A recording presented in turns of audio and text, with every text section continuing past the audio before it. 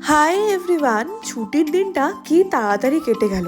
Office যাওয়ার দিনে সকালবেলা থেকেই শুরু করছি। প্রথমেই তো হাতে 1 কাপ চা। মা অন্যদিকে রান্নাঘরে মনের সুখে রান্না করে চলেছে, সেটারই কিছু কিছু ভিডিও আমি নিয়ে নিয়েছি। আর তারই সাথে অফিস যাচ্ছিলাম এক থালা নিজের পছন্দ মতন খাবার খেয়ে।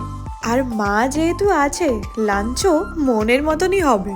আগে থেকে আমি ভেবে রাখি যে মাকে কি বলবো বানাতে। আজকে সেরকমই আমি নিয়ে গেছিলাম এগ রোল।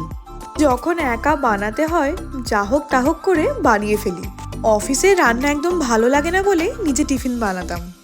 এখন যখন মা আছে আর চিন্তা কি। সাথে আবার একটা আপেলও কেটে দিয়েছিল। অফিসে কাজবাজ শেষ করে ঝোলা হাতে বাড়ির দিকে চলে এসেছি। আর ঢুকেই যা দেখলাম সেই দেখে এক্সাইটমেন্ট তো তুঙ্গে।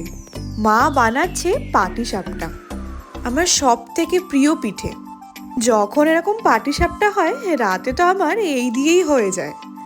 অন্যদিকে মাকে দেখো, খুন্তির কোনো দরকারই নেই। একে একে সব ভাজা হচ্ছে আর মা সাজিয়ে রাখছে। তাড়াতাড়ি করে ফ্রেশ হয়ে নিই। আগেই গরম গরম কয়েকটা খেয়ে নিয়েছি। সাথে আবার ফ্লিপকার্ট থেকে আজকে অনেকগুলো পার্সেল এসছে।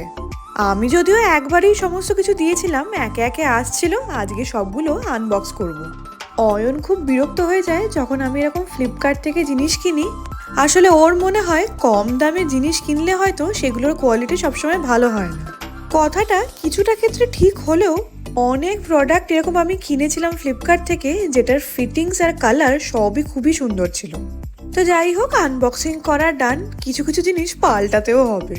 রাতের ডিনারে যেমনটা বলেছিলাম, পাটিসাপটা আর বাঁধাকপির তরকারি। গোয়েন্দাকে নিয়ে দেখতে দেখতে এনজয় করি।